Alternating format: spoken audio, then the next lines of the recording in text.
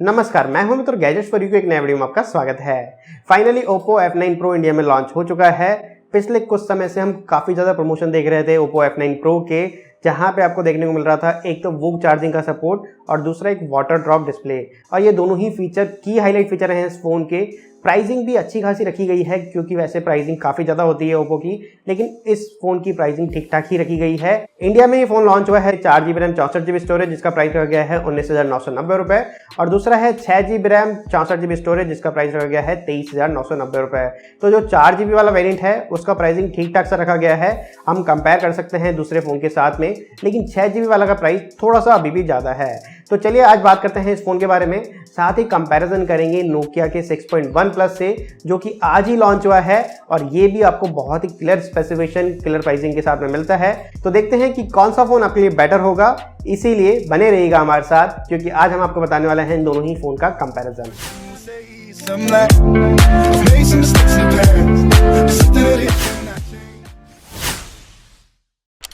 सबसे पहले कंपैरिजन करते हैं प्राइस का, क्योंकि यहाँ पे आपको डिफरेंस मिलता है 4,000 रुपये का।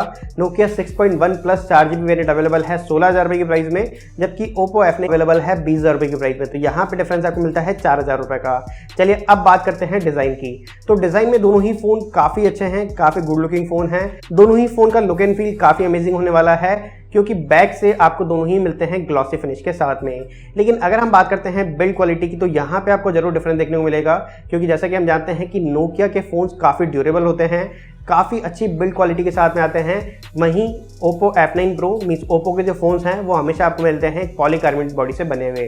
तो अगर हम बात करते हैं दोनों ही फ़ोन की बिल्ड क्वालिटी में, तो यहाँ पे तो आपको डिफरेंस देखने को मिल रहा है, लेकिन अगर हम बात करते हैं डिज़ाइन की, तो नो डाउट दोनों ही फ़ोन का डिज़ाइन काफ़ी अच्छा होने वाला है। फ्रंट साइड की बात करते हैं तो आपको Oppo F9 Pro में मिलता है एक छोटा सा नॉच, जी हाँ, यहाँ पे वाटर ड्रॉप नॉच दिया गया है, जबकि नोकिया 6.1 प्लस में दिया गया है एक रेगुलर नॉच। तो दोनों ही फ़ोन दिखने में अच्छे हैं, नो डाउट दोनों में कमी नहीं है, लेकिन Oppo F9 Pro एक स्टेप आगे निकल जाता है, क्योंकि यहाँ पे हमें कुछ नया देखने को मिल रहा है। चलिए अब बात करते हैं दोनों ही फ़ोन की डिस्प्ले क्वालिटी का। तो ऑलमोस्ट सेम है, बहुत ज़्यादा डिफरेंस आपको देखने को नहीं मिलेगा। दोनों ही फ़ोन आते हैं नॉच डिस्प्ले के साथ में। यहाँ पे नोकिया 6.1 में आपको मिलता है 5.8 इंचेस का डिस्प्ले, जो कि आता है 19:9 स्क्रीन रेशियो के साथ में, जबकि Oppo F9 Pro में आपको मिलता है 6.3 इंचेस का डिस्प्ले। अब बात करते हैं दोनों ही फ़ोन्स के कैमरा का। तो आपको बता दें दोनों ही फ़ोन आपको मिलते हैं ड्यूअल रियर कैमरा सेटअप के साथ में, लेकिन सेंसर्स में डिफरेंस आपको मिलेगा, क्योंकि नोकिया 6.1 प्लस में दिया गया है 16+5 मेगापिक्सल का ड्यूअल रियर कैमरा सेटअप, जबकि आपको Oppo F9 Pro में मिलता है 16+2 मेगापिक्सल का ड्यूअल रियर कैमरा सेटअप। अब यहाँ पे प्राइमरी कैमरा तो दोनों ही फ़ोन्स का 16 मेगापिक्सल का है, लेकिन यहाँ पे आपको जो Oppo F9 Pro मिल रहा है वो f1.8 अपर्चर के साथ मिलता है, तो आपको लो लाइट कंडीशन में अच्छी इमेजेस देखने को मिलेंगी। और यहाँ पे अगर हम बात करते हैं सेकेंडरी सेंसर की, तो नोकिया 6.1 प्लस में आपको मिल रहा है 5 मेगापिक्सल का, जबकि Oppo F9 Pro में मिल रहा है 2 मेगापिक्सल का। तो यहाँ पे अगर हम बुके इफेक्ट की बात करते हैं, तो नो डाउट वो आपको फिर 6.1 प्लस में बेटर देखने को मिलेंगे। हालांकि कैमरे का कंपैरिजन, जैसा कि मैं हमेशा कहता हूँ कि ऑन पेपर नहीं हो सकता, इसके लिए प्रैक्टिकल फ़ोन चाहिए होगा, और हमारे पास दोनों ही फ़ोन बहुत ही जल्द आ जाएंगे, तो इसका एक प्रैक्टिकल कंपैरिजन जरूर आपको करके दिखाएंगे। फ्रंट कैमरे की बात करते हैं तो वहाँ पे तो Oppo बहुत ज़्यादा आगे निकल जाता है, क्योंकि हम जानते हैं कि Oppo और Vivo के फ़ोन एक्सपर्ट होते हैं सेल्फी के लिए। तो यहाँ पे भी आपको मिलता है 25 मेगापिक्सल का फ्रंट कैमरा, जबकि नोकिया 6.1 प्लस में मिलता है आपको 16 मेगापिक्सल का फ्रंट कैमरा। तो चलिए एक प्लस पॉइंट हम दे देते हैं Oppo को कैमरे के लिए। अब बात करते हैं दोनों ही फ़ोन की परफॉर्मेंस का। तो यहाँ पे आपको मिलने वाला है थोड़ा सा डिफरेंस, क्योंकि नोकिया 6.1 प्लस में आपको मिलने वाला है स्नैपड्रैगन का 636 चिपसेट, जो कि हम ऑलरेडी देख चुके हैं Redmi Note 5 Pro में या फिर Asus Zenfone Max Pro में। नो डाउट अच्छा परफॉर्मेंस आपको देखने को मिलता है, काफ़ी अच्छा चिपसेट है। लेकिन Oppo F9 Pro में आपको मिलता है Mediatek का Helio P60 चिपसेट, जो कि काम करता है 12 नैनोमीटर की टेक्नोलॉजी पे। तो नो डाउट आपको बेटर परफॉर्मेंस देखने को मिलेगा, और हम ऑलरेडी देख चुके हैं इन सभी चिपसेट का परफॉर्मेंस हमारे स्पीड टेस्ट में। आपको यहाँ पर मीडियाटेक के Helio P60 चिपसेट का परफॉर्मेंस बहुत ही अच्छा देखने को मिलता है। यहाँ तक कि क्रीन के 970 जो कि आपको Honor Play में देखने को मिलता है, वहाँ पे भी बहुत अच्छी टक्कर हुई थी।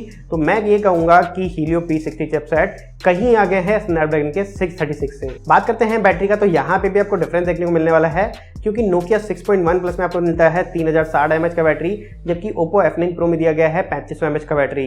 साथ ही आपको बता दें कि इस फोन में Mediatek का Helio P60 चिपसेट है, जो कि काम करता है 12 नैनोमीटर की टेक्नोलॉजी पे, तो काफ़ी पावर एफिशिएंट चिपसेट है। तो आपको बैटरी बैकअप भी बेटर देखने को मिलेगा Oppo F9 Pro में।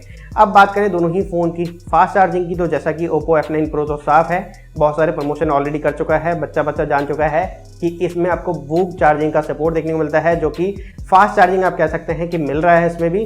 और वो चीज़ आपको नोकिया के 6.1 प्लस में भी देखने को मिलेगी, तो वहाँ पे भी कुछ भी चेंज देखने को नहीं मिलेगा। लेकिन हाँ, आपको चार्जिंग स्लॉट में जरूर डिफरेंस देखने को मिलेगा। नोकिया 6.1 प्लस में आपको देखने को मिलता है एक USB Type-C पोर्ट, जबकि Oppo F9 Pro में मिलता है नॉर्मल माइक्रो USB पोर्ट। दोनों ही फोन आपको मिलते हैं एंड्रॉइड के 8.1 मीन्स ऑडियो के साथ में, लेकिन UI में डिफरेंस है। नोकिया में आपको मिलता है एंड्रॉइड 1 मीन्स स्टॉक एंड्रॉइड का एक्सपीरियंस, जबकि आपको Oppo F9 Pro मिलेगा कलर OS, जो कि बहुत ज़्यादा रिस्पॉन्सिव नहीं है, लेकिन फिर भी ठीक ठाक सा काम कर लेता है। यही है कंप्लीट पैकेज इन दोनों ही फ़ोन्स का। अब यहाँ पे हमें कुछ चीज़ें Oppo F9 Pro में ज़्यादा अच्छी देखने को मिल रही हैं और कुछ चीज़ें ज़्यादा अच्छी देखने को मिली हैं Nokia 6.1 प्लस में।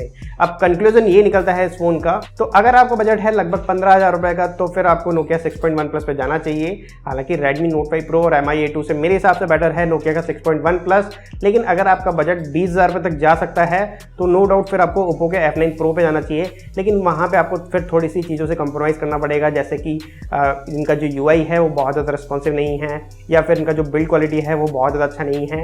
बाकी चीज़ें अच्छी खासी दी गई हैं इस फ़ोन में। तो यही था आज के वीडियो में, उम्मीद है आपको पसंद आया होगा। आप ज़रूर बताइएगा कि आपको कौन सा फ़ोन पसंद है और आप क्या सोचते हैं इन दोनों ही फ़ोन्स के बारे में। हालांकि आपको बहुत ही जल्द इन दोनों ही फ़ोन्स का अनबॉक्सिंग, कंपैरिजन और रिव्यूज़ देखने को मिलने वाले हैं, इसीलिए आप बने रहिएगा हमारे साथ। तो आज की वीडियो में इतना ही, उम्मीद है आपको पसंद आया होगा। तो इस वीडियो को लाइक और शेयर करना बिल्कुल मत भूलिएगा। अगर आप चाहते हैं ऐसे ही और वीडियोज़ देखना तो चैनल को सब्सक्राइब कर लीजिए। अगर आपके पास है और कोई सवाल है, सुझाव, तो नीचे आप कमेंट सेक्शन में लिख सकते हैं। आज का वीडियो देखने के लिए बहुत बहुत धन्यवाद। मिलते हैं आपसे अगले ऐसे ही किसी वीडियो में, तब तक के लिए आपके दिन शुभ रहे।